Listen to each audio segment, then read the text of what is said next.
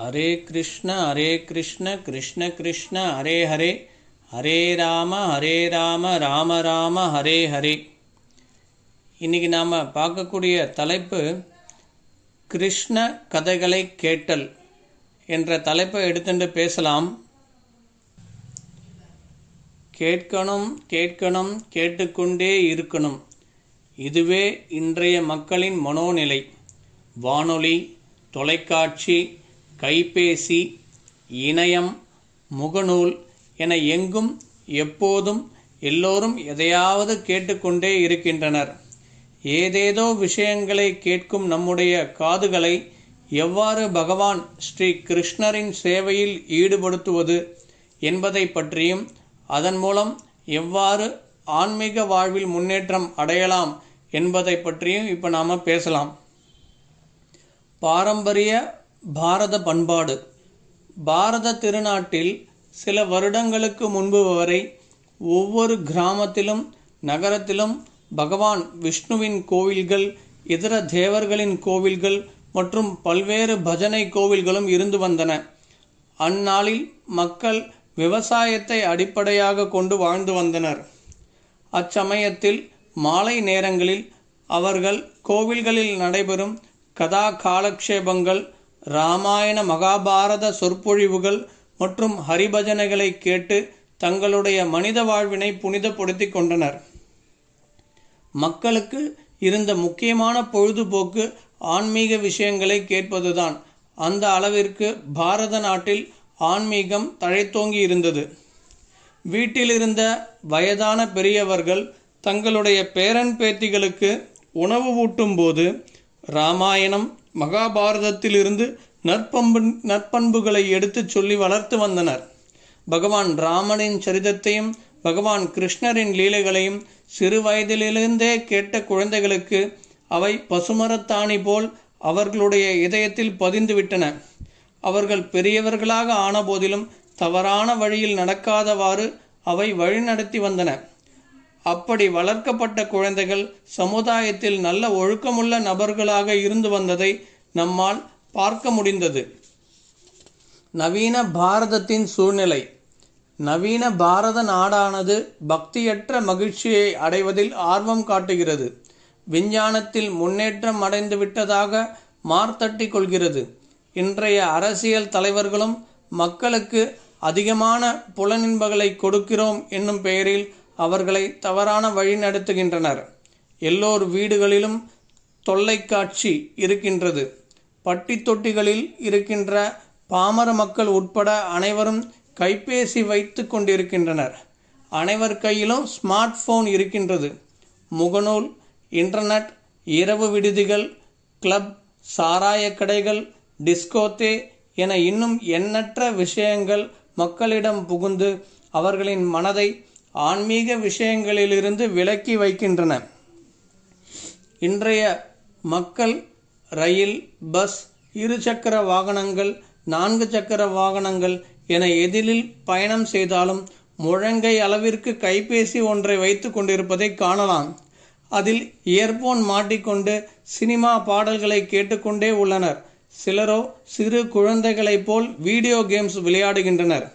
மனித வாழ்வின் முக்கியத்துவத்தை பற்றியோ நாம் இவ்வுலகில் மிகவும் துன்பப்படுவதை பற்றியோ எந்தவித கவலையும் அவர்களிடம் இருப்பதாக தெரியவில்லை. இவர்களுக்கு தெரிந்ததெல்லாம் எந்த அளவிற்கு நம்முடைய புலன்களை திருப்திப்படுத்த முடியுமோ அந்த அளவிற்கு புலனின்பத்தை அனுபவிக்க வேண்டும் என்பதே. புலன்களின் அதிபதியை திருப்தி செய்தல்.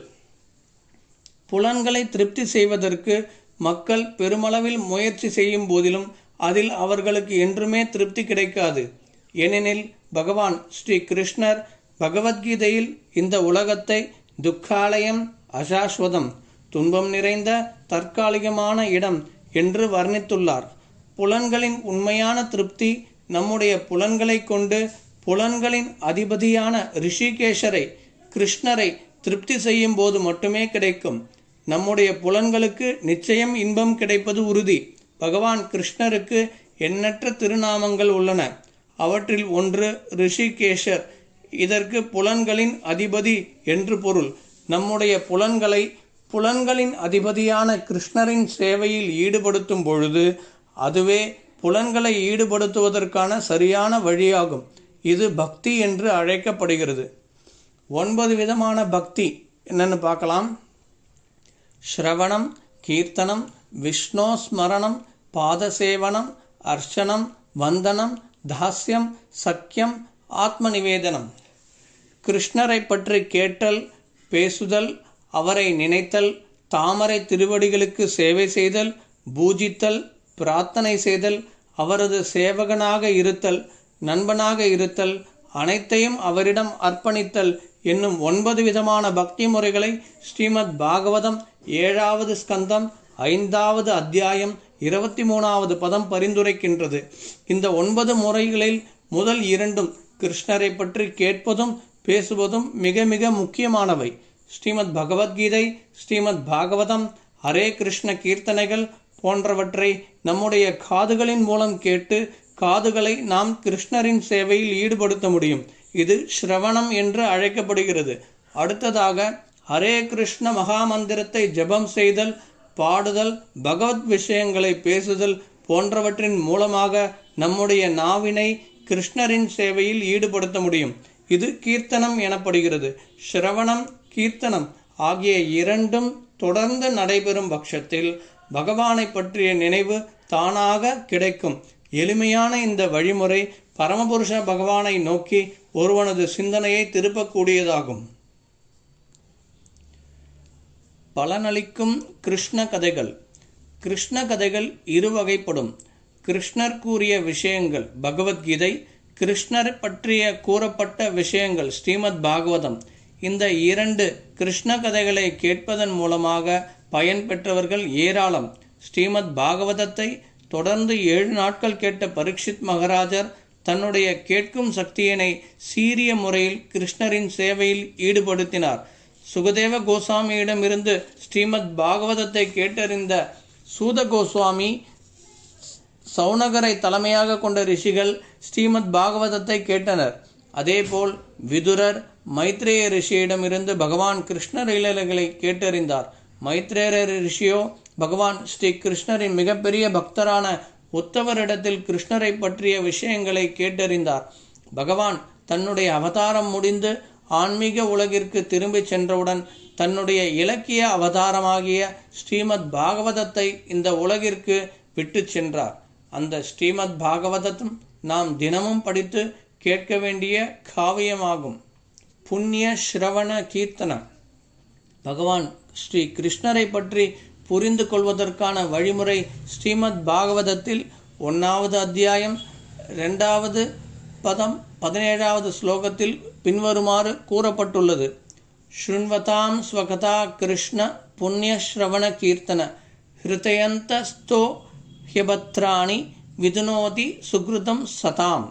அனைவரின் இதயத்திலும் பரமாத்மாவாக இருப்பவரும் உண்மையான பக்தர்களுக்கு அனுகிரகம் செய்பவருமான முழுமுதற் கடவுள் ஸ்ரீ கிருஷ்ணரின் செய்திகளை முறையாக கேட்பதும் பாடுவதும் புண்ணியம் தரக்கூடியதாகும். அச்செய்திகளை கேட்பதில் ஆர்வத்தை வளர்த்து கொண்ட பக்தனின் இதயத்திலிருந்து ஜட இன்பங்களுக்கான ஆசைகளை அவரே அகற்றி விடுகிறார். அனைவரின் இதயத்திலும் உறையும் பகவான் ஸ்ரீ கிருஷ்ணர் தன்னை பற்றி கேட்பதில் இடையராது ஈடுபட்டுள்ள பக்தனிடம் மிகச்சிறந்த நண்பனை போன்று செயல்பட்டு அவனை தூய்மைப்படுத்துகிறார். இவ்விதமாக தன்னுள் உறங்கிக் கொண்டிருக்கும் திவ்ய ஞானத்தை பக்தன் இயற்கையாகவே வளர்த்து கொள்கிறான். பாகவதத்திலிருந்தும் பக்தர்களிடமிருந்தும் கிருஷ்ணரை பற்றி மேன்மேலும் கேட்பதால் பகவானின் பக்தி தொண்டில் பக்தன் உறுதியாக நிலை பெறுகிறான். பக்தி தொண்டின் வளர்ச்சியினால் ரஜோகுணத்திலிருந்தும் தமோகுணத்திலிருந்தும் விடுபடுகிறான். அதன் மூலம் காமமும் பேராசையும் அழிந்து விடுகின்றன. இவ்விதமாக பக்தி யோகம் ஜட பற்றுதலிருந்து ஒருவனை விடுவித்து பரமபூரண உண்மையான முழுமுதற் கடவுளை அறியும் நிலைக்கு அவனை உடனடியாக உயர்த்துகின்றது. தூய பக்தர்களிடம் மட்டுமே கேட்டல். கிருஷ்ண கதைகளை எந்தவித பிரதிபலனையும் எதிர்பார்க்காத தூய வைஷ்ணவர்களிடமிருந்து மட்டுமே கேட்க வேண்டும். இதயத்தில் பௌதிக ஆசைகள் உடைய நபர்களிடமிருந்து கேட்கும் கிருஷ்ண கதையினால் எந்தவித ஆன்மீக ஞானமும் கிடைக்க வாய்ப்பில்லை. பாம்பினால் தீண்டப்பட்ட பால் எவ்வாறு விஷமாக மாறுகின்றதோ அதுபோல பௌதிக ஆசைகள் உள்ள நபர்களிடமிருந்து கிருஷ்ண கதையினை கேட்டல் மிகவும் ஆபத்தானது என்று நம்முடைய முந்தைய ஆச்சாரியர்களும் ஸ்ரீல பிரபுபாதரும் எச்சரித்துள்ளனர். இன்றைய நவீன சமுதாயத்தில் ஊடகங்களின் மூலம் சிலர் பிரபலமாக்கப்படுவதையும் அவர்களின் கதா காலக்ஷேபங்கள் மிகுந்த ரசபாவங்களுடன் இருப்பதையும் நான் காண்கிறோம். ஆனால் இத்தகைய கிருஷ்ண கதைகளால் மக்கள் ஆன்மீக பாதையை நோக்கி முன்னேறி செல்கிறார்களா என்பது மிகப்பெரிய கேள்விக்குறிதான். சாதாரண காபி, தேநீர் போன்றவற்றை கூட கைவிடாத நபர்கள் கிருஷ்ணரின் எந்த ஒரு லீலைகளையும் விவரிக்க தகுதியற்றவர்கள். பலரும் தங்களை கிருஷ்ணரின் அவதாரமாக மக்களிடம் காட்டிக்கொள்கிறார்கள். சாதாரண மக்களும் பகவத்கீதை, பாகவதம் போன்ற சாஸ்திரங்களில் ஞானமில்லாத காரணத்தினால் இவர்களின் காலக்ஷேபங்களால் பங்கேற்று தாங்களும் ஆன்மீகத்தில் இருப்பதாக நினைத்து கொள்கின்றனர். ஆனால் முறையான பக்தர்களிடம் கேட்காவிடில் கேட்பவர்களுக்கும் எந்தவித நன்மையும் கிடைக்கப் போவதில்லை. ஸ்ரீல பிரபுபாதர் மற்றும் அவருடைய நேரடி சீடர்களிடமிருந்து கேட்கப்படும் கிருஷ்ணரை பற்றிய செய்திகள் கலியுகத்தில் இருக்கும் கட்டுண்ட ஜீவன்களுக்கு மிகவும் நன்மை பயக்கக்கூடியவையாகும். மேற்கத்திய நாடுகளில் முற்றிலும் வீழ்ச்சியுற்று புலனின்பத்தில் அதிகமாக மூழ்கியிருந்த நபர்களை கூட மாபெரும் ஆச்சாரியரான ஸ்ரீல பிரபுபாதர் தன்னுடைய உபதேசங்களின் மூலமாக தூய வைஷ்ணவர்களாக மாற்றி அமைத்தார்.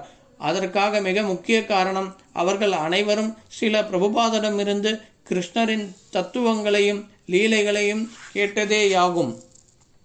தூய பக்தர்களுடைய செயல்கள். பகவத்கீதையில் 10.9 ஸ்லோகத்தில் பகவான் ஸ்ரீ கிருஷ்ணர் கூறுகிறார், எனது தூய பக்தர்களின் சிந்தனைகள் என்னில் மூழ்கியுள்ளன. அவர்களது வாழ்க்கை எனது தொண்டிற்காக அர்ப்பணிக்கப்பட்டுள்ளது. மேலும் என்னை பற்றிய தங்களுக்குள் உரையாடுவதிலும் ஒருவருக்கொருவர் உபதேசித்துக் கொள்வதிலும் இவர்கள் பெரும் திருப்தியும் ஆனந்தம் அடைகிறார். இதுவே தூய பக்தர்களின் செயல்களாகும். இவர்கள் எப்பொழுதும் கிருஷ்ணரை பற்றி பேசிக்கொண்டும் கேட்டுக்கொண்டும் உண்மையான ஆனந்தத்தை அடைகின்றனர். போக்தாராம் யஜ்ஞதபசாம் சர்வலோக மகேஸ்வரம் மச்சித்தா மத்கத பிராண போதயந்தா பரஸ்பரம் என்ற ஸ்லோகத்தில் இந்த மாதிரி அவர் பகவான் கூறுகிறார். இஸ்கானில் கிருஷ்ண கதை.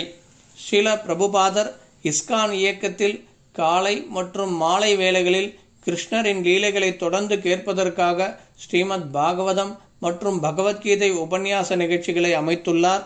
அது மட்டுமின்றி தினசரி 16 சுற்றுகள் ஹரே கிருஷ்ண மகாமந்திரத்தை ஜெபம் செய்யும்படி அறிவுறுத்தியுள்ளார். வார இறுதியில் பக்தர்கள் பல்வேறு இடங்களில் ஹரிநாம பஜனைகள், வாராந்திர நிகழ்ச்சிகள் போன்றவற்றை நடத்தி வருகின்றனர். மேலும் ஸ்ரீல பிரபுபாதரின் பல்வேறு புத்தகங்களை தொடர்ந்து படிப்பதால் கேட்டல் எனும் சேவையினை எல்லா தரப்பட்ட மக்களும் தங்களது பல்வேறு அலுவலகங்களுக்கு மத்தியில் செயல்படுத்த முடியும். இதன் மூலம் நாம் நம்முடைய உண்மையான உணர்வான கிருஷ்ணரின் நித்திய தாசன், ஜீவேர சுரூபஹோய் கிருஷ்ணேர நித்யதாஸ் என்னும் நிலையை அடைந்து பகவானின் திருநாட்டிற்கு ஏற்றம் பெறலாம். ஹரே கிருஷ்ணா. ஹரே கிருஷ்ணா ஹரே கிருஷ்ணா கிருஷ்ண கிருஷ்ணா ஹரே ஹரே ஹரே ராம ஹரே ராம ராம ராம ஹரே ஹரே ஹரே